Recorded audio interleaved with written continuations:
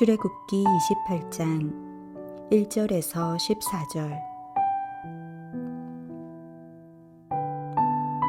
너는 이스라엘 자손 중 내 형 아론과 그의 아들들 곧 아론과 아론의 아들들 나답과 아비후와 엘르아살과 이다말을 그와 함께 내게로 나오게 하여 나를 섬기는 제사장 직분을 행하게 하되 내 형 아론을 위하여 거룩한 옷을 지어 영화롭고 아름답게 할지니 너는 무릇 마음에 지혜 있는 모든 자 곧 내가 지혜로운 영으로 채운 자들에게 말하여 아론의 옷을 지어 그를 거룩하게 하여 내게 제사장 직분을 행하게 하라.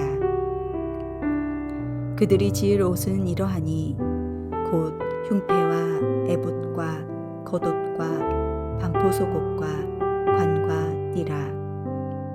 그들이 내 형 아론과 그 아들들을 위하여 거룩한 옷을 지어 아론이 내게 제사장 직분을 행하게 하라. 그들이 쓸 것은 금실과 청색, 자색, 홍색 실과 가늘게 꼰 배실이니라.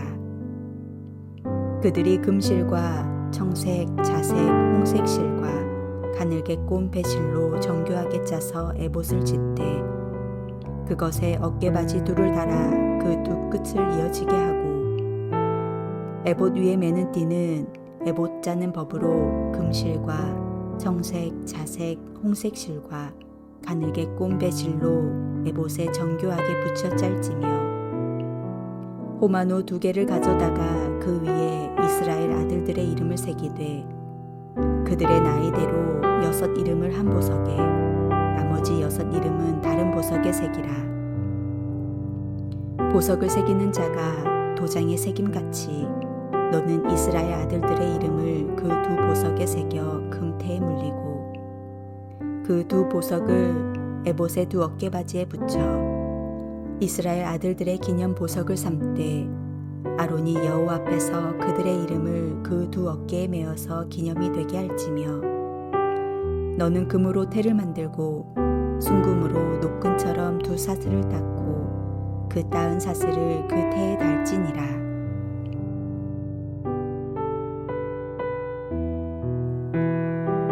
하나님께서는 시내산으로 모세를 불러놓으시고 성막 제작을 지시하셨습니다. 하나님께서 거하실 곳, 하나님의 말씀이 들려지는 곳, 하나님께서 그 백성을 만나시는 곳으로 성막을 제작하도록 하셨습니다. 성막을 통해 하나님께서는 그의 백성들에게 하나님의 현존을 보이시고 하나님께서 원하시는 말씀을 전하셨습니다. 성막은 그래서 하나님과 이스라엘 사이에 아주 중요한 공간이 됩니다. 이 공간은 하나님의 백성의 필요에 의한 것이지 하나님의 필요에 따라 만들어지는 것이 아닙니다. 하나님께서는 무소부재하신 분이시기에 특정한 공간이나 장소가 필요하지 않으십니다. 오히려 하나님께서 어느 공간이나 어느 시간의 제약을 받고 머무신다는 것은 성서적이지 않은 것입니다. 그럼에도 불구하고 성막이 필요한 것은 인간의 유한함 때문입니다. 인간은 유한하기에 시간과 물질이라는 한계 안에 거주하고 있습니다.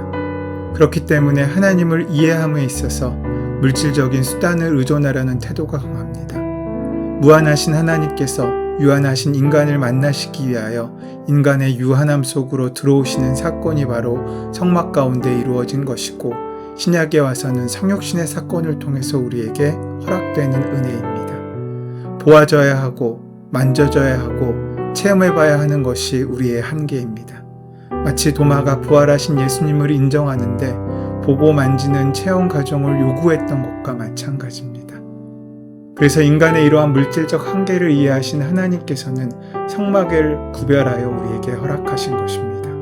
이 성막을 통해 하나님을 본다는 것, 하나님을 만난다는 것, 또 하나님을 체험하게 되는 것입니다.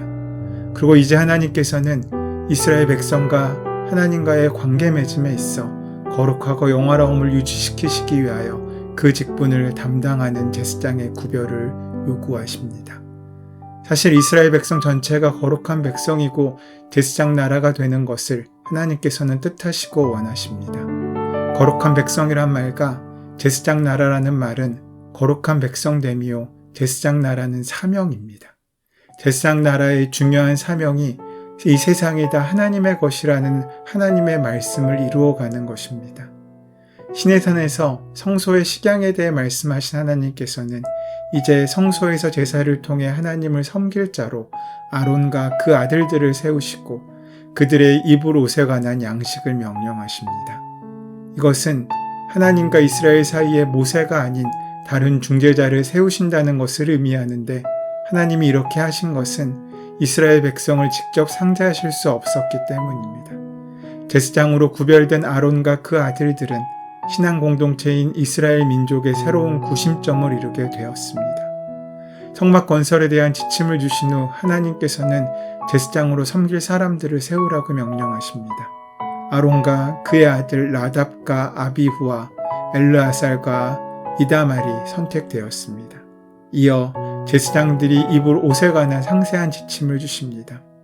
2절 말씀을 보시면 내 형 아론을 위하여 거룩한 옷을 지어 영화롭고 아름답게 할지니 라고 말씀하고 있습니다.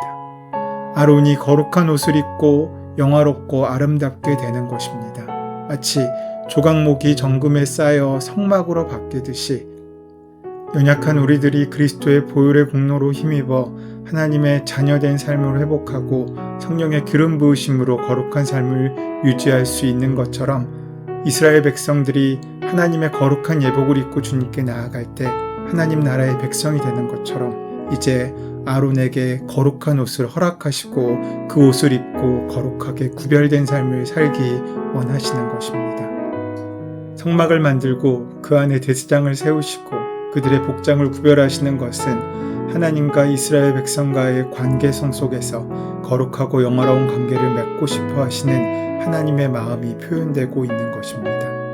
이는 하나님께서 아론을 거룩하게 구별하신 이유입니다. 그러한 이유를 가지고 오늘 우리에게 제사장의 복장에 대한 말씀을 하고 있으신 것입니다. 예복은 하나님 앞에 예를 갖추고 나아가는 것을 상징합니다. 제사장들의 입을 옷은 위엄이 있고 아름다워야 했습니다. 그렇기에 그 옷은 하나님께서 지혜로운 영으로 채운 자들이 만들어야 했습니다. 옷과 부착물의 종류가 참으로 많습니다. 홍패와 에봇, 겉옷, 반포속옷, 관, 띠가 그것입니다. 이것은 모두 금실과 청색, 자색, 홍색 실과 가는게 꼰 배실로 만들어져야 했습니다. 에봇은 겉옷 위에 걸쳐 입는 것으로 제사장 복색에 있어 가장 중요한 것입니다. 에봇 위에는 어깨바지 둘을 달아 그 두 끝이 이어지게 해야 했고 허리띠도 만들어 붙였습니다. 에봇의 어깨바지에는 각각 6지파 이름이 새긴 2개의 호마노를 좌우편에 달았습니다. 어쩌면 이것은 제사장들의 무거운 책임을 상기시키도록 하시기 위한 까닭일 수 있습니다. 제사장들은 민족의 운명이 그들에게 달린 듯 조심스럽게 살아가야 했습니다. 제사장의 위엄있고 아름다운 복장들은 특권일 수도 있지만 그들이 감당해야 될 책임의 무게도 보여주고 있는 것입니다. 판결 흉패는 길이 한 뼘, 너비 한 뼘의 사각형 형태의 천을 2겹으로 겹쳐서 만들고 그 위에는 4줄 보석을 박되 매 줄마다 이스라엘 지파의 이름을 새긴 3개의 보석을 박아 넣었습니다. 그 외에도 금고리, 금사슬, 흉패고리, 에봇, 고리도 만들었습니다. 판결 흉패 안에는 빛과 완전함을 뜻하는 우림과 둠빔을 넣었습니다. 아론은 백성들 간의 시비를 가리기 위해 하나님 앞에 나아갈 때마다 이 흉배를 부착함으로 자기의 판단이 사사로운 감정에 휘둘리지 않도록 경계했습니다. 에봇에 딸린 겉옷의 가장자리에는 청색, 자색, 홍색 실로 석류를 수놓고 그 사이에 금방울을 달았습니다. 석류는 생명의 풍성함과 아름다움을 상징하는 것입니다. 껍질을 뚫고 나오는 생명력과 풍성함을 나타냅니다. 제사장의 겉옷 가장자리에 금방울을 단 까닭이 무엇이겠습니까? 그것은 아론이 1년에 한 차례 거룩하신 하나님 앞에 나아갈 때 지성소 밖의 사람들에게 그가 죽었는지 살았는지를 확인하기 위해서였습니다. 제사장의 자리라는 것이 백성들로부터 거룩히 여김을 받는 자리이긴 했지만 그만큼 큰 위험 부담과 책임이 있다는 것을 제사장의 옷을 설명하면서 알려주시는 것입니다. 아론과 그 후손들이 이스라엘을 대신하여 성소에 들어갈 때는 하나님께서 지정하여 주신 복장을 갖추고 나아가야 했습니다. 지정해서 주신 복장이라는 말은 그 복장 자체가 아론과 그 아들들에게 물질적인 누림이나 특권만을 의미하는 것이 아닙니다. 하나님께서 지정해 주신 옷을 입고 나아가는 순종의 의미가 있을 뿐입니다. 성막에 못지않게 제사장들이 입게 될 화려한 옷이 언급되는 까닭이 여기 있습니다. 이것은 단지 그들 자신만을 위한 것이 아니라 하나님을 섬기는 그들의 사명인 제사장의 직분을 감당하기 위함이었습니다. 그들이 누리게 될 이러한 특권은 이스라엘 아들들의 이름이 새긴 두 보석을 견대에 붙여 어깨에 메고 흉패를 가슴에 단 것처럼 이스라엘 백성의 문제를 지고 하나님 앞에 서야 할 목숨을 건 중재자라는 것을 명령하고 있으신 것입니다. 다시 말해 보석에 한 이름씩 정성껏 인을 새긴 것을 아론의 두 어깨에 매게 한 것은 백성들을 귀히 여기고 그들의 거룩히 드리는 성물을 대신하여 잘 드리라는 것이고, 이를 위하여 제사장은 늘 긴장하고 거룩한 직분을 감당하는 책임을 부여하고 있으신 것입니다. 그래서 제사장의 옷은 화려하지만 사명을 감당하기 위한 작업복 같은 것입니다. 노블리스 오블리제라는 말이 있습니다. 큰 힘에는 큰 책임이 따른다는 것입니다. 평소에는 각종 혜택을 누리고 살지만 전쟁 등 위기 상황을 만나면 가장 앞장서서 나라를 지키는 의무를 감당하는 것이 귀족들입니다.